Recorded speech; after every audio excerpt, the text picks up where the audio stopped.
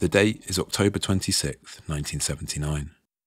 At a safe house within the South Korean presidential complex in Seoul, a banquet is taking place. In attendance are two of the most powerful men in the Republic, Park Chung-hee, the president, and Park's longtime friend and political ally, Kim Jae-gyu, the head of the Korean Central Intelligence Agency, or KCIA.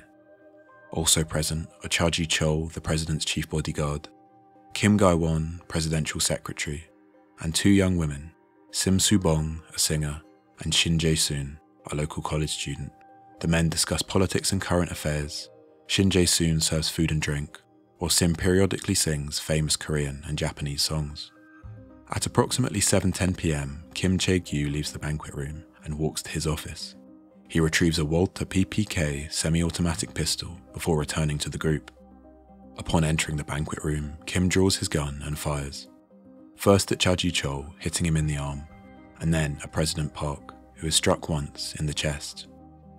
With the gunfire inside acting as a signal, KCIA officers stationed outside the building open fire on Park's security detail, killing 3 guards and a driver. Back in the banquet room, Kim's gun has jammed. He leaves to get another pistol from one of his KCIA officers. In the meantime, Cha staggers towards an adjacent bathroom. Park is alive but incapacitated, lying on the floor.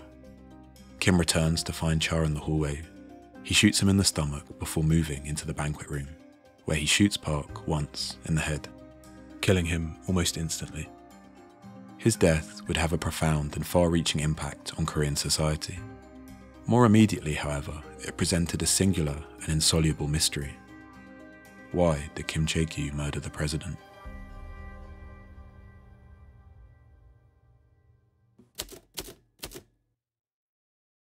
In the immediate aftermath of the attack, Kim flees the safe house with 2 government officials. They drive to the army headquarters in Yongsan, where they are greeted by scenes of chaos and confusion.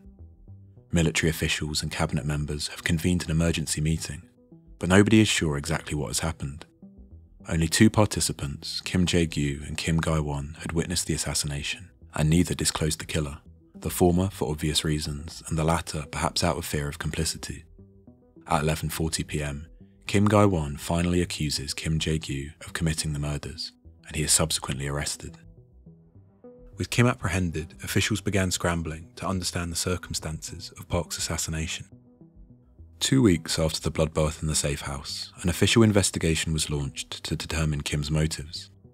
The investigation was ordered by Choi Kyu-ha, the incumbent Prime Minister and acting President, and chaired by Chun Do-hwan, a hard-nosed military general and head of the Defense Security Command. They aimed to resolve the storm of questions and speculation that swirled around the case. Why would Kim have murdered his friend and political ally? Were the shootings intentional, an accident, part of an attempted coup? And was he acting alone or part of a larger conspiracy? Investigators began to unpick what had happened on the night of October 26th. They held a reenactment of the shootings, using Kim and others present to physically reconstruct events of the evening. Except for chalk drawn on the floor, nothing appeared to have been touched in the room. There was a huge bloodstain on the floor where the president slumped. Food remained in dishes on the low table, around which the participants, 4 men and 2 women, sat Korean style on floor pillows. The investigation's findings, published on November 6th, pointed to a clear and unambiguous theory regarding the assassination. Kim had murdered Park in an attempted coup, or, as it was put in the official report, Kim Jae-gyu had been waiting for an opportunity to seize political power by murdering the president and his chief security officer.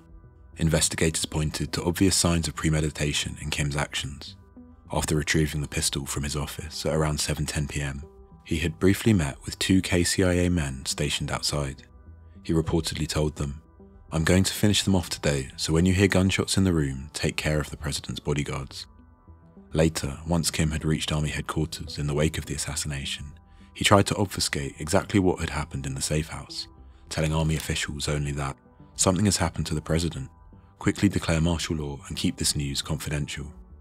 Investigators alleged that this constituted Kim's attempt to seize power. After martial law had been declared, he would use his KCIA apparatus to suppress protesters, eliminate political opponents, and eventually declare himself president. Following the investigation, a military tribunal was established to prosecute Kim and 5 of his co-conspirators. 4 of these were the KCIA officers who had been involved in the killings of Park's bodyguards.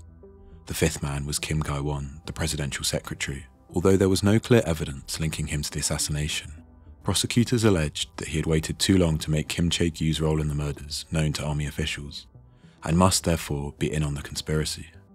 Later, a 6th man, General Chung-hee, was arrested, also on suspicion of conspiring with Kim. All men were found guilty. Kim Jae-gyu and the 4 KCIA officers were executed on May 24, 1980. Kim Ga-won was also sentenced to death, but this was later commuted to life imprisonment. General Chung was court-martialed in secret and jailed. At this point, the case might seem cut and dry. Kim and a small group of co-conspirators had attempted a coup. Their plan failed, and they were subsequently executed or imprisoned for their actions. However, here we should ask the question, how far can the official version of events be trusted? In the wake of the tribunal, Chun Do-hwan, the general who had overseen the investigation into Park's death, began moving to consolidate political power for himself. He extended martial law, seized KCIA infrastructure, and violently suppressed protests across the country. In 1980, after a military coup, Chun declared himself president, a position he would hold for the next 8 years. Chun's violent and undemocratic rise to power raises questions about the prosecution of Kim Jae-gyu. Many began to suspect that Chun had seized on evidence of a conspiracy in order to remove political opponents, specifically Kim Ga-won and General Chung. The American ambassador, William Gleysteen Jr., was of the belief that there were probably no conspirators linked with Kim, and that Chun had warped the investigation to destroy a senior official and advance his own career. One Korean historian would later reflect that Chun had a keen interest in characterizing the killing of Park and his guards as part of a treasonous insurrection, because it would justify the junta's usurpation of power from the civilian government. So, if Kim had not killed Park as part of an attempted coup, what alternative theories can explain his actions?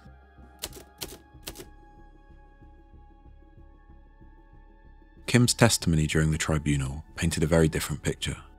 In his closing statement, he described how it was done to protect free democracy in this country. President Park was against democracy, and he never believed in moving this country towards democracy. Therefore, it was impossible to restore democracy without sacrificing him. To understand this allegation, we first need to consider Park Chung-hee's complex and conflicting legacy.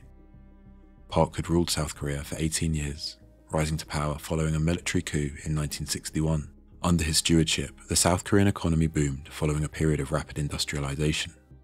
At the same time, civil liberties were curtailed, press freedoms restricted, and the country slowly moved towards an authoritarian system of government.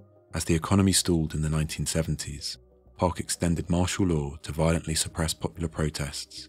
He altered the constitution to increase his powers, and began to run unopposed in elections. By 1979, all pretense of democracy was gone. Park ruled as dictator.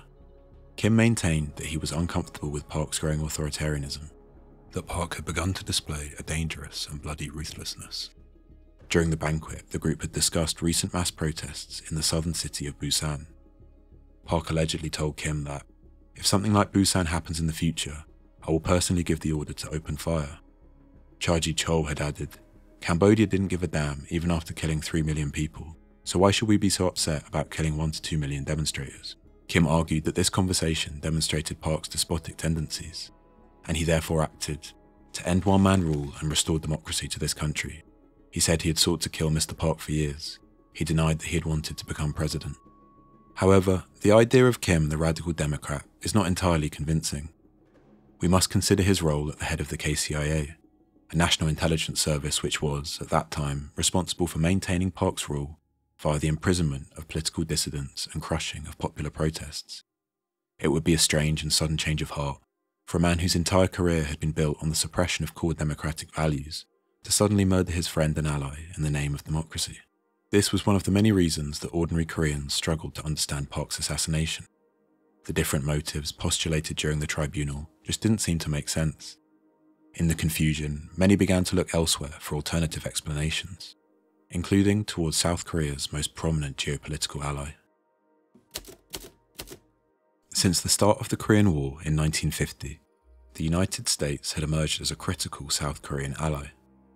The Americans viewed the relationship as a key strategic counterbalance to the Communist North, and used their economic and military might to support the South Korean government. This long-standing relationship had been disrupted during the premiership of Park Chung-hee. The United States openly criticised Park's authoritarian tendencies, briefly recalling their ambassador to Seoul in the wake of political crackdowns in 1979.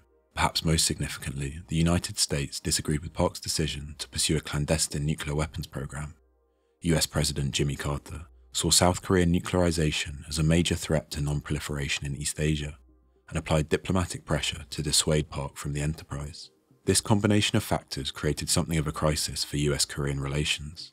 In the eyes of the Americans, Park had become a liability, his policies pushing the Republic further towards despotism, popular unrest, and nuclear war. It was no surprise then when observers began to suspect American involvement in Park's mysterious assassination. Clement Zablocki, chairman of the House International Relations Committee, speculated that there might be blood on American hands. This claim was not entirely baseless. Kim had ties with several American diplomats. He was close with Robert Brewster, the CIA chief in Seoul, and regularly met with Gleysteen Jr., the ambassador. In fact, the pair had met on the afternoon of October 26th, just hours before the shooting.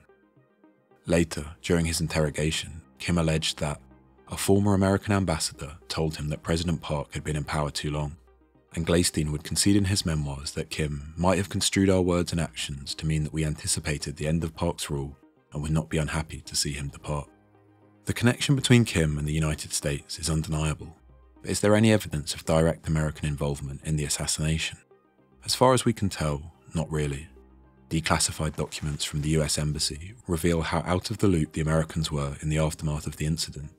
We still do not know whether the stunning events of October 26th were a well-planned military coup, a more limited elimination of a leader, or simply a bizarre incident, but the result is to create a situation of uncertainty.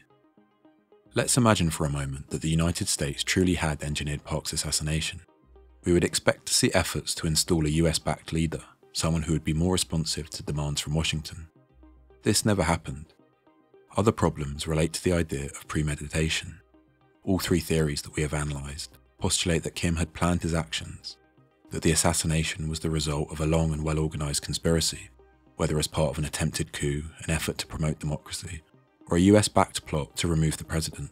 However, this clearly wasn't the case. Kim only informed his men about the assassination minutes before it actually occurred. Likewise, he seemed to have no clear plan in the aftermath of the shooting. If Kim really had planned to kill Park, he would have fled immediately to KCIA headquarters instead of the army base, where he could have used the agency's infrastructure to avoid arrest, consolidate power, and influence developing events. Seen through this lens, the incident starts to look less like a premeditated political assassination, and more like a sudden, spontaneous murder.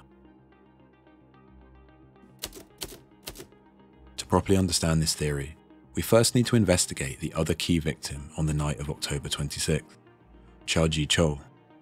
Cha had been appointed as Park's chief bodyguard in 1974, following an assassination attempt on the president made by North Korean commandos. Cha's power and influence gradually increased, becoming one of Park's closest and most trusted allies. By 1979, he had begun to step on the toes of the KCIA, openly blaming Kim for the growing pro-democracy movement and advocating for a more hardline approach. Kim was faced with a difficult situation. His long-time position as Park's closest advisor had been usurped by Cha, whose influence had slowly poisoned the president against him. He was under pressure to deal with the emergent protest movement, and, by the beginning of October 1979, had received an official letter of warning from the president about his irregularities and had been confronted by his possible dismissal in a rumoured cabinet reshuffle.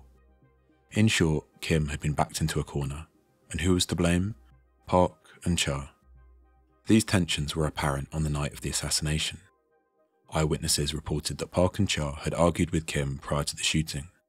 According to the official report, the president had asked Kim, in a criticising tone, "Is not the situation in Busan a result of the non-existence of intelligence?" Later, at about 7 p.m, Kim Jae-gyu had become agitated when Mr. Cha began to criticise him for incompetent handling of the martial law proclamation in the Busan area. 10 minutes later, Kim left to retrieve a pistol from his office. Shortly after this, right before opening fire, he had indicated towards Cha and shouted, "Your Excellency, how can we run things properly when we have to conduct politics with an insect like this?" It seems clear that a breaking point had been reached in relations between Kim, Cha and Park, providing a powerful motive for Kim's actions. This would explain the sudden rush nature of the shootings, the lack of proper planning, as well as Kim's confused and counterintuitive behaviour in the immediate aftermath of the incident. On this basis, this theory seems to provide the strongest motivation for Kim's actions and explain most closely the events of October 26th. Nevertheless, the complexity of the Park Chung-hee case necessitates a nuanced and multifaceted analysis, one that does not rely on a single definitive reason, but rather a set of related and interlinking motives. While personal resentment seems to have played the biggest role in Park's assassination, Kim would have likely entertained the idea that his actions could transform into a total government coup, and that he would be propelled into the presidency. This may have been motivated simply by a desire for power, or it may have stemmed from an aspiration to steer the country towards democracy. Finally, although it seems that the United States did not conspire or collaborate with Kim in the assassination, their obvious frustration with Park likely encouraged Kim to act, and he may have interpreted vague statements from diplomats as constituting implicit American support for regime change. All of these factors, combining and compounding one another over many years, ultimately triggered the assassination of Park Chung-hee, the execution of Kim Jae-gyu, and the transformation of the South Korean political landscape, leaving in their wake a tale of feud and friendship, despotism and democracy, machination and murder.